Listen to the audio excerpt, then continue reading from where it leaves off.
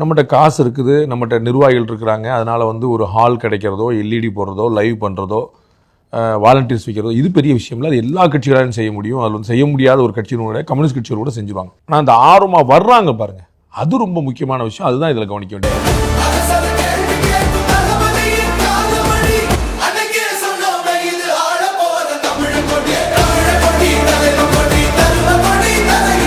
கரூருக்கு அப்புறமாக மக்கள் கூட்டம் வரமாட்டாங்க, ஒரு பயம் இருக்கும் அப்படிங்கிற ஒரு பேச்சு இருந்தது. ஆனால் இன்றைக்குமே அவர் காரில் வரும்போதே கொஞ்சம் தூரத்துக்கு முன்னாடியே பைக்கில் அவருடைய ரசிகர்கள் ஃபாலோ பண்ணதை பார்த்தோம். அவர் குழந்தைங்களை கூட்டிகிட்டு வரக்கூடாதுன்னு சொல்லியிருந்தும் கூட குழந்தைங்களை கூட்டின்னு 2-3 பேர் வந்திருந்தாங்க. அப்போ இந்த ஒரு கிரேஸ் அவர் மேலே இன்னும் இருக்கே, அதில் எந்த குழப்பமும் இல்லை. அது டே ஒன்லேருந்து இருக்கிறதான. அது விஜய் அவர்களே அவன் தலைவனாவே முதல்ல பார்க்கல, அண்ணனை பார்த்துட்டான்.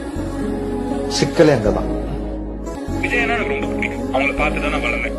என் புள்ள வந்தான் விஜய், எங்க அண்ணன் தான் வரணும். திமுக மீதான டைரக்ட் அட்டாக் வந்து புரிந்து கொள்ளக்கூடியது. ஏடிஎம்கே தான் செய்யும், பாஜக தான் செய்யும், டாக்டர் அன்புமணி ராமதாஸ் தான் செய்வார், திரு சீமான் தான் செய்வார்.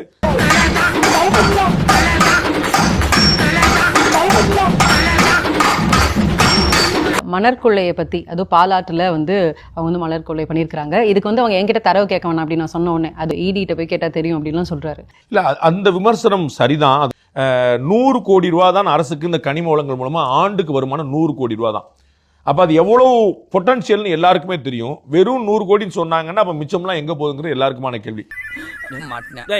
என்னடா பாக்குற? நான் திருநன்றியா? நான் திருநன்றியா? நீதான தொடக்கத்துல காசு தொட வந்த அந்த திருட்ட நான் தடுத்து நிறுத்தினேன். இதுக்கு மேல இந்த இடத்துல இருந்தே என்ன செருப்பால அடிங்க. எந்திரச்சண்ட உண்மைக்கு செருப்பால அடிச்சிருவாங்க. நீங்க கனிமம் அப்படின்னு நீங்க வந்து ரொம்ப நார்மலா மணல், இந்த வீடு கட்டுறதுக்கோ பாலம் கட்டுறதுக்கோ ரோட்டு போறதுக்கோ இருக்கக்கூடிய மணல் அல்றங்கிறதே எவ்வளவு பெரிய கோடிகள் சார்ந்து பார்க்குறோம். ஓவராலா ஹோல் இயர்ல தமிழ்நாடு 100 கோடி தான் அப்படின்னா அது ஏற்க முடியாதுங்கிறது எந்த குழப்பமும் இல்லை. யாராவது மொட்டை அடிச்சிட்டு வந்தா அவன் தலையில தபையெல்லாம் வாசிப்பீங்க. இப்ப நான் வாசிக்கிறேன் பாரு. திரு விஜய் அவர்கள் சொன்னது 100% உண்மை, நோ டவுட். அது மட்டும் இல்லாமல் கைத்தறி நெசவாளர்களுக்கான எந்த ஒரு வசதியும் செய்து தரப்படவில்லைன்றாரு. காஞ்சிபுரம் பஸ் ஸ்டாண்டே வந்து அவங்க மாற்றி அமைக்கல, கிட்டத்தட்ட 60 வருஷமா அதே பஸ் ஸ்டாண்ட் வச்சிருக்காங்க. ரொம்ப உண்மை. காஞ்சிபுரம் மாவட்ட பஸ் ஸ்டாண்டில் தமிழக முன்னாள் முதலமைச்சர் அமரர் கலைஞர் பிறந்த திருவாரூர் மாவட்ட பஸ் ஸ்டாண்டை போய் பார்க்க சொல்லுங்க. அது இதோட பயங்கர மோசமா எங்க? டேய், நான் பரவாயில்லடா, நீ ரொம்ப அசிங்கமா இருக்கிறடா. அண்ணே, நான் நினைச்சது ஒண்ணு நடந்து ஒண்ணு எல்லாருக்கும் அப்படித்தான்டா.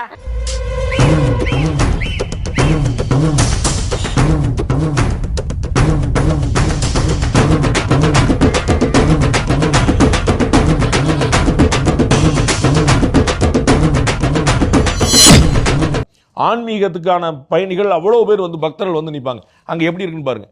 அவ்வளோதான் மோசம் இருக்கும். பன்றிகள் மேயும், நம்ம நாய்கள் சுத்திட்டு இருக்கோம், கழுதைகள் இருக்கும். நீங்க பார்க்க முடியாத விலங்குகள் பூரா நீங்க அங்க பார்க்கலாம். இதுதான் நூற்றாண்டு கால திராவிட இயக்கத்தினுடைய மாபெரும் வெற்றி என்பதை நான் இங்க நினைவு கூற விரும்புகிறேன். இப்படி வெக்கமில்லாம பேச நீ. அப்பதான் என்ன புரியுதுன்னா, சேலத்தை பஸ் ஸ்டாண்டை போய் பார்க்க சொல்லுங்க. சேலத்தை வந்து சேலத்துக்கு பதிலாக பாலம்னு எடப்பாடி பழனிசாமி குறிப்பிட்டார். அவ்வளவு தூரம் உள்ள பிரிட்ஜஸ் போட்டு வச்சிருக்காங்க, அவ்வளவு தூரம் டிரான்ஸ்போர்ட் வந்து ஃபெசிலிட்டி பண்ணி வச்சிருக்காங்க. இப்போ என்ன பண்றீங்க? என்கிட்ட 3 ட்ரிப் வாங்கி முடுக்கு முடுக்கு முடுக்குன்னு குடிக்கிறீங்க. அது இவங்களுடைய விஷன் இல்லாத தன்மையை காட்டுது. அவ்வளவு. திமுக வந்து நான் மாசம் 1000 ரூபாய் கொடுத்தா பெண்கள் பூரா எனக்கு ஓட்டு போட்டுருவாங்க, ஓட்டு போட்டா நான் திரும்பி ஆட்சிக்கு வந்துடுவேன், மற்ற பத்தி நான் கவலைப்படணும். இந்த இடத்துல நிக்கிறாங்க. எங்களுக்கு தேவை பதவி, பதவிக்கு தேவை ஓட்டு, ஓட்டுக்கு தேவை காசு. அந்த காசு கொடுத்தா நீ ஓட்டு போட போற.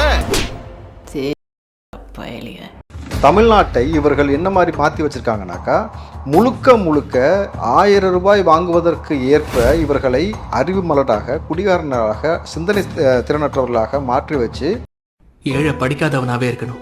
அந்த படிக்காதவங்களை எப்பவும் ஓட்டு போடுறதுக்கு மட்டுமே பயன்படுத்துவாங்க. ஜாதி பேர்லயும் மதத்து பேர்லயும் ஓட்டு வாங்குவாங்க.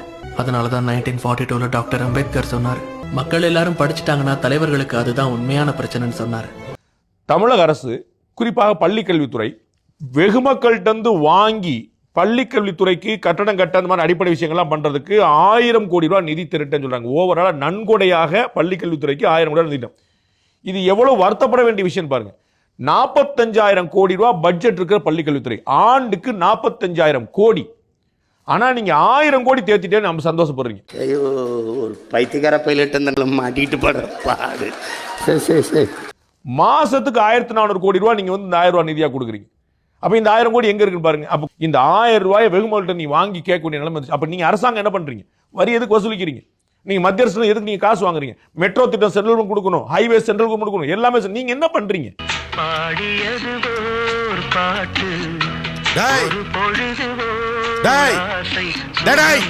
இந்த கேள்வி வருதா இல்லையா? தமிழக அரசுடைய வருமானம் எங்க போகுது?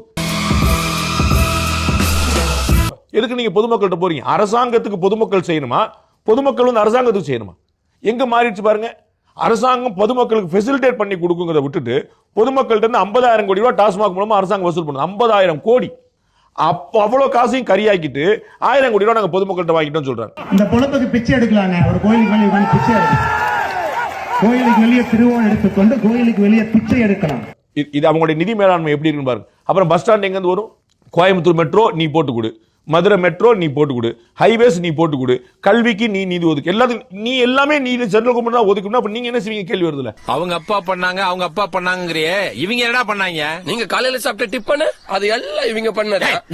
இதெல்லாம் ஓ வேலை தானா? திரு விஜய் அவர்கள் கேட்ட ரொம்ப சரியான கேள்வி, உண்மையான கேள்வி. எல்லாருக்கும் கண்டிப்பாக வீடுன்னு சொல்லியிருக்கிறாரு. எல்லார் வீட்டுக்கும் மோட்டார் சைக்கிள் கண்டிப்பாக இருக்கும், ஒவ்வொரு வீட்டுக்கும் இருக்காரு. ஒவ்வொரு வீட்லேயும் வந்து கிராஜுவேட்ஸ் கண்டிப்பாக இருக்கணுன்றாரு. குடும்பத்துக்கு ஒரு வீடு அப்படிங்கிற ஒரு மாஸ் ஸ்கீம், அது வந்து ஒரு பெரிய விஷயம். எல்லாருக்கும் வேலை வாய்ப்பு அப்படிங்கிறது ஒரு முக்கியமான விஷயம். எல்லா வீட்டுக்கும் ஒரு பைக் அப்படிங்கிறது ரொம்ப முக்கியம். இந்த மூணையும் வந்து கொடுக்க போறான்னு புரிஞ்சிடும். இது என்ன நடக்கும் அப்படின்னா, இதை உடனே திமுக காப்பி அடிச்சிடும். அங்கதான்டா இருக்கு இந்த ஸ்டேட் பாண்டியோட ட்விஸ்ட். இவர் இப்பதான் சொல்றாரு திமுக காப்பி அடிச்சிடும். மக்களுக்கு என்ன தோணும்? திமுக செஞ்சிரும் அப்படின்னு நம்பிக்கை. ஏன்னா விஜய் அவர்கள் ஆட்சிக்கு வர போறதே இல்லை. ஆனா திமுக சொல்லிடுச்சுன்னா இவ்வளவு மொத்தமும் செய்யாட்டா கூட ஒரு பைக் வந்தாலும் வந்துடும், ஒரு வேலை வாய்ப்பு கன்ஃபர்மேஷன் வந்தாலும் வந்துடும். Why doesn't why? This is business. This is my sweat. I know, but I did business. Shut up. அது ஒரு பக்கம். பட் வந்து இந்த ஸ்கீமை டிவிக்கே சொல்லி அது எப்படி ஆட்சிக்கு வர போறல நினைச்சு டிஎம்கே அதை கடைபிடிக்கும் போது அது வந்து டிஎம்கே அதை அறிவிச்சாங்கன்னா அது இன்னும் அவங்களுக்கு பெரிய ஹெல்ப் பண்ணும். இந்த காலத்துல கேட்டாவே ஒரு மனுஷன் தர்றது கஷ்டம். நீங்களாம் வலிக்க கொண்டாந்து தர்றீங்க பாருங்க. உங்களை மாதிரி மனுஷன்லாம் இருக்கனாலதான் கொஞ்சமாச்சும் மழை பெய்யுது. நிதி ஆதாரங்களை பொறுத்தளவுக்கு ஏற்கனவே தமிழக அரசு கிட்டத்தட்ட 8 லட்சம் 9 லட்சம் கோடி ரூபாய் கடன்ல இருக்கு. 8-9 லட்சம் கோடி. அதை அடைக்கிறதுக்கான எந்த அறிகுறியும் எந்த விஷயமும் தமிழ்நாட்டில் அரசுல திமுக அரசு கிடையாது. I don't care. நான் மட்டுமல்ல, நீங்கள் ஒவ்வொருவரும் ஐ டோன்ட் கேர் என்று சொல்லி நகர வேண்டும். சுத்தி கடன் வாங்காத டிபார்ட்மெண்டே கிடையாது. கடன் அடைக்கிறதுக்கான எந்த விஷயமும் கிடையாது. 90% மேல அரசு ஊழியர்களுக்கு சம்பளமா கொடுத்துட்டு இருக்காங்க. அப்ப இன்வெஸ்ட்மெண்ட் வந்து ப்ரொடக்டிவா இல்ல. நான் ஏற்கனவே சொன்ன மாதிரி 1400 கோடி ரூபாய் மாசம் கொடுக்குறாங்கன்னா 1400 கோடி ரூபாய் மாசம் எவ்வளவு இண்டஸ்ட்ரி உருவாக்க முடியும் பாருங்க. எவ்வளவு வேலை வாய்ப்பு நான் ஏற்கனவே உங்கள்ட்ட சொல்லியிருக்கேன். இதையெல்லாம் சால்வ் பண்ணா வறுமை போயிடும். வறுமை போயிட்டா ஓட்டுக்கு காசு வாங்குவானா? சோத்துக்கு அலையணும். அப்போதான் நாங்க கொடுக்கிற 5000 ரூபாய்க்கு நாய் மாதிரி வந்து ஓட்டு போடுவேன். எனக்கு தெரிஞ்ச டாக்டர் புதுசா ஒரு ஆஸ்பத்திரி ஆரம்பிச்சிருக்காரு. வந்து ஒரு ஊசியை போட்டு போங்க. ஊசியை போட்டு போவா? நான் எதுக்கு ஊசி போடணும்? நீங்க முகராசியான ஆளா இருக்கீங்க. வந்து ஒரு ஊசியை போட்டு போனீங்கன்னா அப்புறம் அந்த ஆளுக்கு அதுவா வியாபாரம் ஓடிக்கும். I'm